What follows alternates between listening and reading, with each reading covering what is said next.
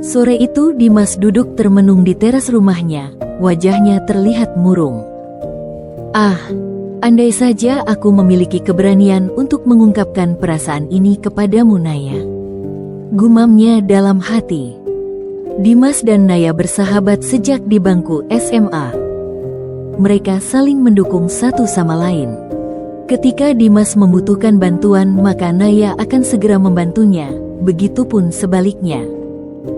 Mereka terikat janji untuk tidak saling mencintai sebagai sepasang kekasih. Namun seiring berjalannya waktu, cinta telah hadir di antara mereka, namun mereka tidak menyadarinya. 3 tahun berlalu, mereka pun lulus dari SMA dan melanjutkan ke perguruan tinggi di kota yang berbeda, namun mereka masih intens berkomunikasi. Naya mengambil jurusan kedokteran, sedang Dimas mengambil jurusan arsitektur. Suatu ketika Naya curhat tentang pria sekampus yang ingin mendekatinya. Dimas hanya mendengarkan, namun perasaannya kalut. Dia berpura-pura seolah tidak terjadi apa-apa. Lalu tiba-tiba Naya bertanya kepada Dimas, "Bagaimana denganmu, Dimas? Apakah ada wanita spesial yang dekat denganmu saat ini?" Dimas terdiam, dia gugup dan tak tahu harus berkata apa. Namun sambil tertawa lirih dia berkata, "Wanita spesial itu sedang bicara denganku saat ini." Naya pun ikut tertawa sambil berkata, "Kau masih suka bercanda saja seperti dulu, Dimas." Seolah-olah mengalihkan perhatian, Dimas bertanya pada Naya, "Apa rencanamu setelah lulus kuliah nanti, Nay?" "Seperti umumnya lulusan mahasiswi kedokteran, aku akan menjalani program profesi dokter di rumah sakit," jawab Naya. "Kalau kamu, apa rencanamu setelah lulus kuliah nanti, Dimas?" "Aku akan bekerja di Jepang. Kebetulan ada kerabat yang membantuku untuk mendapatkan pekerjaan di sana," jawab Dimas.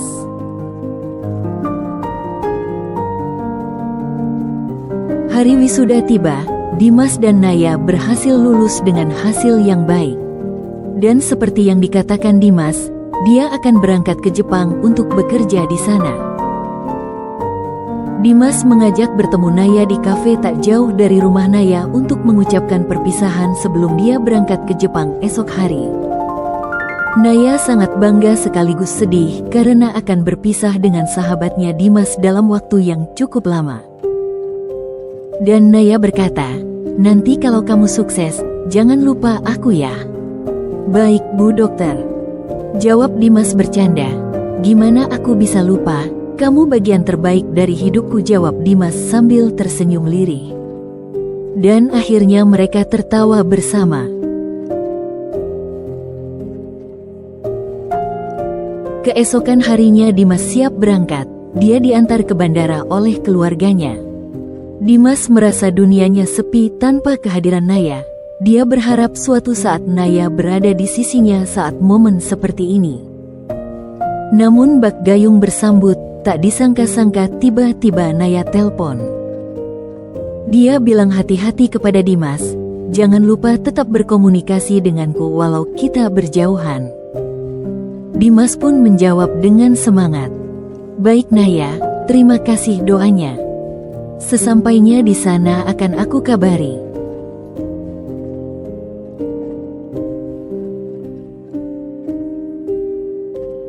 Sesampainya di Jepang, Dimas menepati janjinya. Dia menelpon Naya dan membicarakan tentang banyak hal. Dan Dimas merasa harus banyak beradaptasi dengan kebiasaan-kebiasaan di Jepang, curhatnya pada Naya. Naya hanya bisa tersenyum-tersenyum kecil sambil mengatakan, "Semangat Dimas, aku yakin kamu mampu melewati itu semua." Dan demikianlah mereka rutin berkomunikasi setiap saat walau jarak memisahkan. Hari demi hari berlalu, bulan demi bulan berlalu, Dimas mulai bisa beradaptasi. Dia bekerja dengan giat, dengan satu impian, jika ia sukses ia akan mengungkapkan perasaan cintanya kepada Naya, dan akan mempersunting Naya untuk menjadi pasangan hidupnya. Namun belakangan ini Naya jarang berkomunikasi, teleponnya pun sulit dihubungi. Dimas merasa ada sesuatu yang salah. Tidak biasanya Naya sulit dihubungi seperti ini. Namun dia menyadari, dia bukan siapa-siapanya Naya.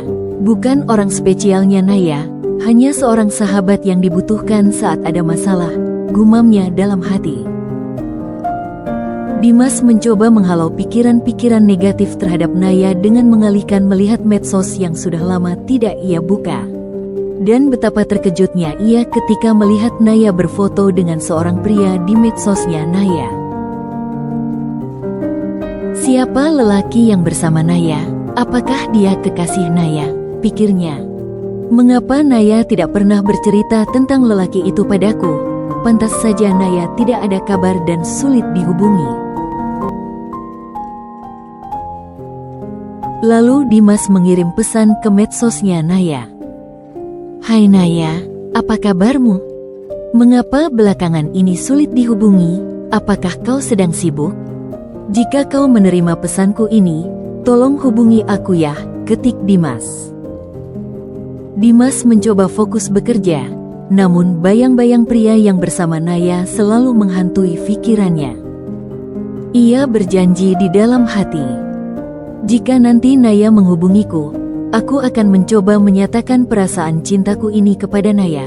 Mungkin saja masih ada kesempatan untukku menjadi kekasih Naya.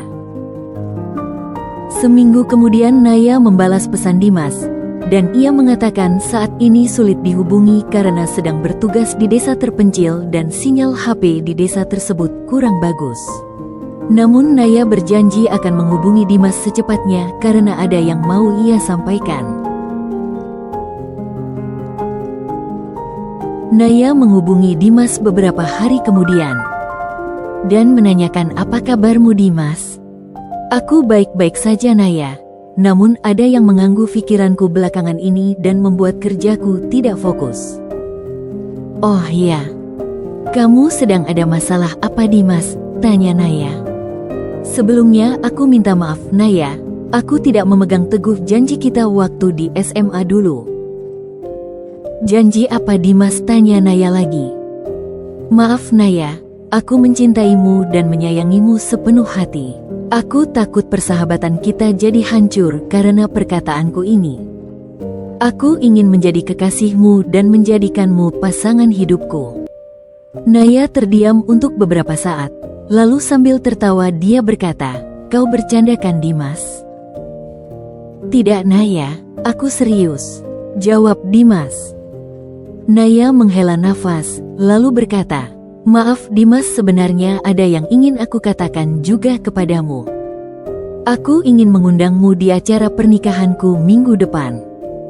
Dimas terdiam, hatinya hancur, namun dia mencoba tegar, dan sambil terbata-bata dia mengucapkan selamat kepada Naya. Dia berjanji akan pulang minggu depan untuk memenuhi undangan Naya.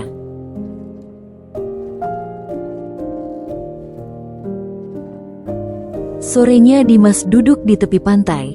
Ia mencoba melupakan Naya, namun pikirannya tak bisa lepas dari kenangan-kenangan masa lalu bersama Naya. Kenangan saat di perpustakaan tempat mereka sering bertemu dan kenangan-kenangan indah lainnya yang masih membekas di hati Dimas. Dimas menyalahkan dirinya sendiri yang tak pernah berani mengungkapkan perasaan cintanya dari dulu. Ia terlalu mengikuti perasaan khawatirnya daripada perasaan sayangnya. Sekarang semua sudah terlambat. Aku harus menerima kenyataan Naya akan menikah dengan pria lain. Satu hari sebelum keberangkatannya, Dimas menyiapkan bajunya untuk dibawa esok. Tiba-tiba teleponnya berdering, dan ternyata Naya yang telepon. Naya ingin memastikan Dimas hadir di acaranya besok dan menanyakan kira-kira akan tiba di Jakarta jam berapa. Aku akan berangkat dengan pesawat paling pagi Nay. Aku yakin masih bisa datang di acara pernikahanmu besok. Oke Dimas, terima kasih ya. Sampai ketemu di acaraku besok, jawab Naya. Singkat cerita, Dimas tiba di Jakarta. Ia tergesa-gesa keluar dari bandara untuk segera bersiap-siap menghadiri resepsi pernikahan Naya. Ia mengabari Naya kalau ia sudah tiba di Jakarta dan secepatnya akan datang ke resepsi pernikahan Naya. Namun Naya tidak membalas pesannya. "Ah, mungkin Naya sedang sibuk," ujarnya dalam hati. Lalu ia memesan taksi online dan menunggu di halte penjemputan. Tanpa Dimas sadari, di halte ada seorang wanita mendekatinya dan menepuk pundaknya dari belakang dan berkata, "Halo Dimas, bagaimana kabarmu?" Dimas menoleh ke belakang, dan betapa terkejutnya ia ternyata wanita tersebut Naya. "Apa yang kau lakukan di sini Naya? Bukankah seharusnya ini hari pernikahanmu?" tanya Dimas terheran-heran. "Maafkan aku Dimas, sebenarnya aku ingin menguji kesabaranmu dan memberimu kejutan. Aku hanya berpura-pura mengundangmu di acara pernikahanku agar kau pulang. Aku rindu padamu Dimas, rindu kebersamaan kita." "Lalu, siapa lelaki yang berfoto bersamamu di medsos?" tanya Dimas.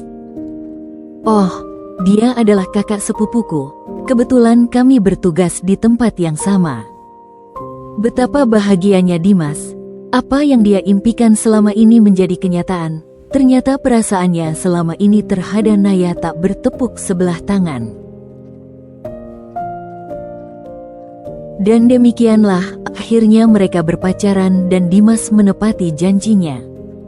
Ia menemui orang tua Naya untuk mempersunting Naya menjadi pasangan hidupnya.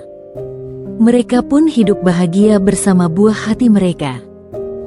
Bagi kalian para pria yang relate dengan kisah Dimas dan Naya, jangan takut untuk mengungkapkan perasaan kalian, karena pasangan kalian tidak akan pernah tahu isi hati kalian. Terima kasih sudah menonton video ini sampai selesai.